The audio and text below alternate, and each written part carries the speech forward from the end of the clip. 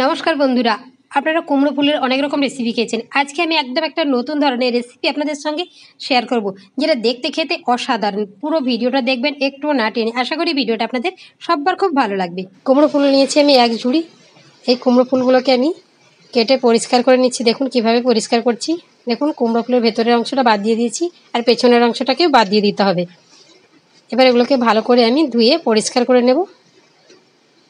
কুমড়ো ফুলটা আমার সবগুলো বাছা হয়ে গেছে। আমি একটা পেঁয়াজকে কেটে নিয়েছি, সেটাকে দিয়ে দিলাম। আর এখানে কিছুটা আদা, কয়েকটা রসুনকে আমি পেস্ট করে নিচ্ছি। এখানে জিরে, ধনে আর 3টে শুকনো লঙ্কাকে আমি 1 ঘন্টা জলে ভিজিয়ে রেখেছিলাম, সেটাকে আমি পেস্ট করে নিচ্ছি। কুমড়ো ফুল এটাকে কেটে আমি ভালো করে ধুয়ে পরিষ্কার করে নিয়েছি। জিরে, ধনে আর শুকনো লঙ্কা বেটে নিয়েছি। কসুরি মেথি, সরষের তেল, লবণ, লঙ্কা, হলুদ গুঁড়ি, গরম মশলা গুঁড়ি, গোটা জিরে, 2 রকম পেঁয়াজ কোচানো, ধনে পাতা কুচি, আলুটাকে একটু সেদ্ধ করে নিয়েছি। আর এখানে চাল আর ডাল 3 ঘন্টা ভিজিয়ে রেখেছিলাম, সেটাকে আমি বেটে নিয়েছি। এবার আমি এর সঙ্গে সব কিছু মেশাতে থাকবো। জল, এবার দেখুন জল বেরোচ্ছে, জলটাকে ফেলে দিতে হবে। আর জল থাকলে অনেকটা প্যাচ প্যাচ করবে, নরম হয়ে যাবে। এটাকে এইভাবে ছিঁড়ে হাত দিয়ে এই ডালের মধ্যে মিশিয়ে দেবো। আমরা এর বড়ার ভাজা কিংবা এমনি গোটা ফুলের ভাজা বেসন দিয়ে অনেক খেয়েছি। আপনারা এই রেসিপিটা একবার হলেও বাড়িতে ট্রাই করবেন, দেখবেন একদম নতুন, খেতেও খুব ভালো লাগবে। আমি এইভাবে করে সবগুলোকে এর সঙ্গে মিশিয়ে নেব। আদা আর রসুন বাটা, এখানে আমি ছোট সাইজের 2টো পেঁয়াজকে কুচি করে নিয়েছি। আপনারা যদি কুমড়ো ফুলটা পেস্ট করে দেন তাহলে কিন্তু ভালো লাগবে না, এটা এইভাবে থাকলে একটু মুখে ফুলে খেতে আরো ভালো লাগবে। ধনে পাতা কুচি, হলুদ গুঁড়ি, লবণ, লঙ্কার গুঁড়ি,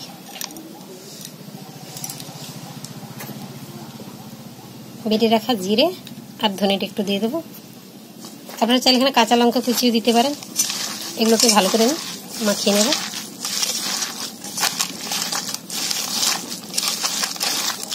কুমড়ো ফুলের তরকারিটা খেতে অসাধারণ।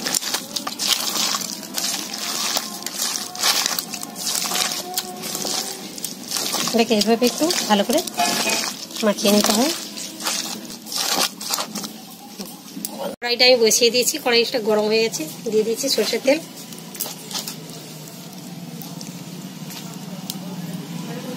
এবার এটাকে আমি এইভাবে কোপ্তার আকারে করে ভেজে নেব।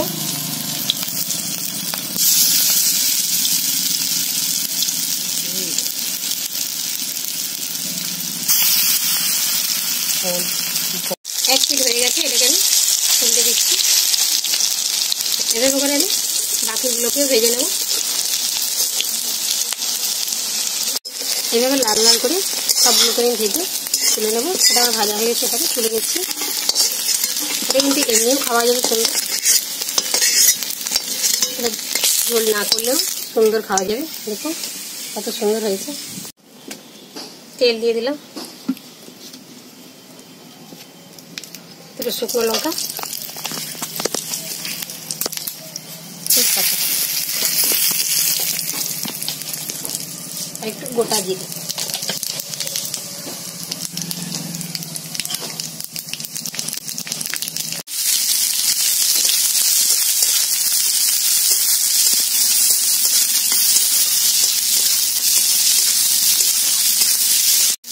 পেঁয়াজটা আবার একটু নাড়াবো। এতক্ষণ দেখুন আকাশটা কত সুন্দর লাগছে।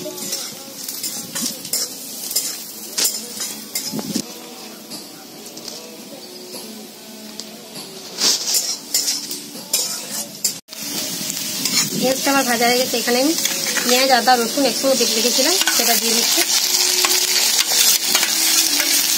আপনারা চাইলে এখানে টমেটো বেশ করে দিতে পারেন। এটা আমি একটু কষে নেব।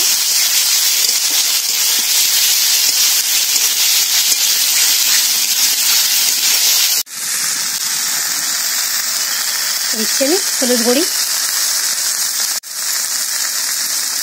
লঙ্কার গুঁড়ি,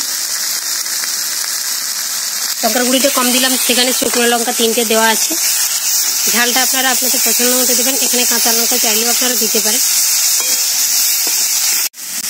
এখানে জিরে, ধনে আর শুকনো লঙ্কা বেটে রেখেছিলাম সেটা দিয়ে দিলাম। আপনারা এখানে গুঁড়ো মশলাও দিতে পারেন, গুঁড়ো ধনে আর জিরে গুঁড়োও দিলে হবে। আমি একটু বাটা মশলাই দিয়েছি। একটু জল দিয়ে দিচ্ছি মশলাটা পুড়ে যাতে না যায়। এটাকে ভালো করে একটু কষে নেবো। মশলা যত ভালো কষা হবে রান্নার টেস্ট কিন্তু ততই ভালো হবে। আলুটা আমি হালকা সেদ্ধ করে রেখেছিলাম সেটা দিয়ে দিলাম। পুরোপুরি কিন্তু সেদ্ধ করিনি, হালকাই সেদ্ধ করেছি।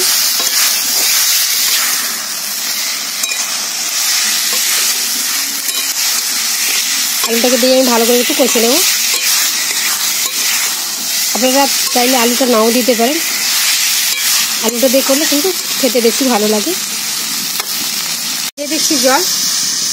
জলটা একটু পরিমাণ মতো দিতে হবে, কারণ কোপ্তাগুলো একটু জলে ডুবে থাকবে, ঝোলটা পরে টেনে নেবে।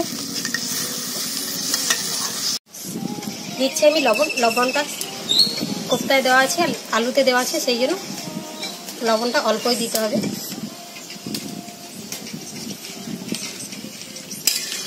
আলুটা আমার সেদ্ধ আছে, বেশি সময় লাগবে না। সেদ্ধ ছিল, যেটুকু বাকি ছিল সেটাও হয়ে গেছে। এবার আমি কোপ্তাগুলো দিয়ে দেবো। কোপ্তাগুলো দিয়ে কিন্তু বেশি সময় ফোটানো যাবে না, এগুলো খুবই নরম। এটাকে দিয়ে নামিয়ে নিতে হবে। ঝোলটাও আমার ফুটছে।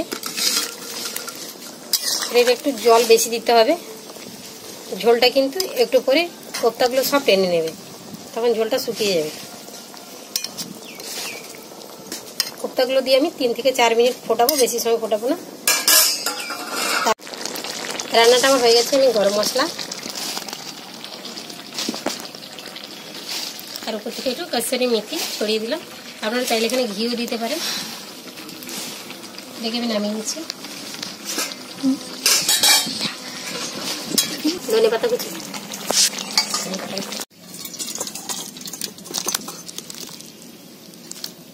আমার এই রেসিপিটা যদি ভালো লেগে থাকে তাহলে প্লিজ লাইক করবেন, কমেন্ট করবেন, শেয়ার করবেন। আর আমার চ্যানেলে নতুন হলে চ্যানেলটি সাবস্ক্রাইব করতে ভুলবেন না। পুরো ভিডিওটা দেখার জন্য সবাইকে ধন্যবাদ। সবাই ভালো থাকুন, সুস্থ থাকুন।